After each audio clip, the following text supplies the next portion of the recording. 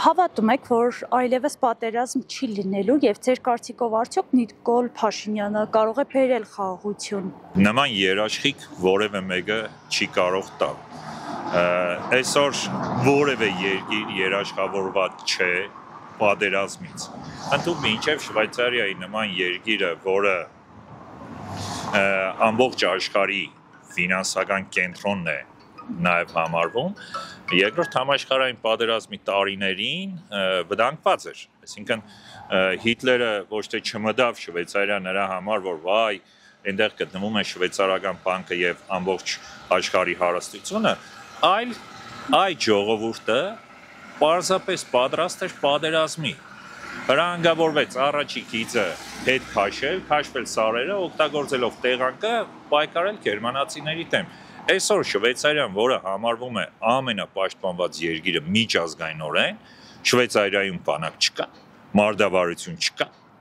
ռազմական զենքեր չկա, չի նորացնում, չի թարմացնում իր զինատեսակները, իհարկե թարմացնում է։ Խնդիրը այստեղ մեր կառավարության տհասության մեջ է, եթե կարելի է այդպես ասել, որ հավատում են ընդամենը խոսքերի։ Իսկ թղթով եկած խաղաղությունը ինչ որ բան, ինչ որ մեկը կարող է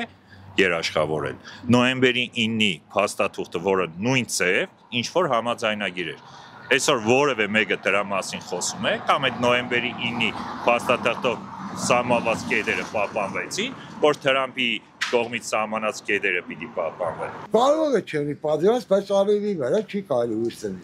Ոչ թե Թրամփի վրա։ Չի ելնի։ Ինչ խաղաղություն եկավ, ինչ բերեց։ Խաղաղությունն էր բերածը։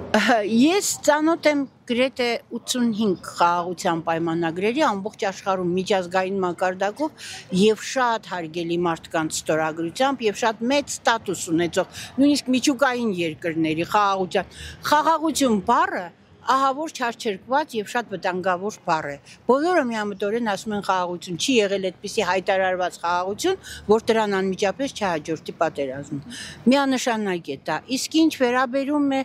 այդ մարդուն, որի անունը մարդ էլ չեմ կարող ասել, անունն էլ չեմ կարող տալ։ Անկեղծ ասած, ելի եմ կրկնում, մենք կատաստրոֆիկ վիճակում ենք։ Չեմ կրնա ասեմ, ինքը փոքր մարդ է, ինքը չի կրնա խաղաղություն։ Խաղաղություն պիտի բերեն, կակ մինիմում, Թրամփը, Պուտինը և բանը,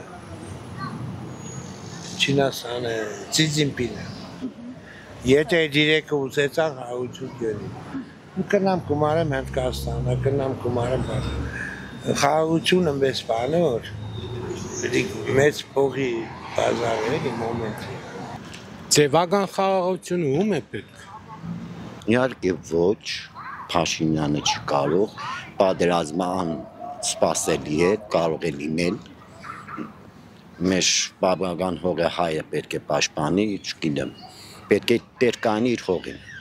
Կսեն, ես ստորագրել եմ, ստորագրությունը ցույց կտան, որ հավատացնելը պետք չէ։ Հավատա Նիկոլինը вообще տանել չեմ կրնա, այդ դիքսա։ Ես չեմ հավատում պատերազմ անպայման կլինի, բայց մեզ մի հատ լավ ղեկավար է։ Նախ պիտի ասեմ, քանի հայ ժողովուրդը ոտքի վրա է, ու քանի իր հարևանը Թուրքիան է, պատերազմը չի ավարտվել։ Պատերազմը կավարտվի այն ժամանակ, երբ որ հայը կհաղթի։ Հասկանալի է ինչ եմ ուզում ասեմ, այսինքն պատերազմը սպեստեմից նախ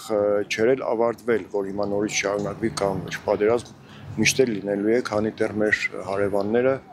այս երկու գազաններն են։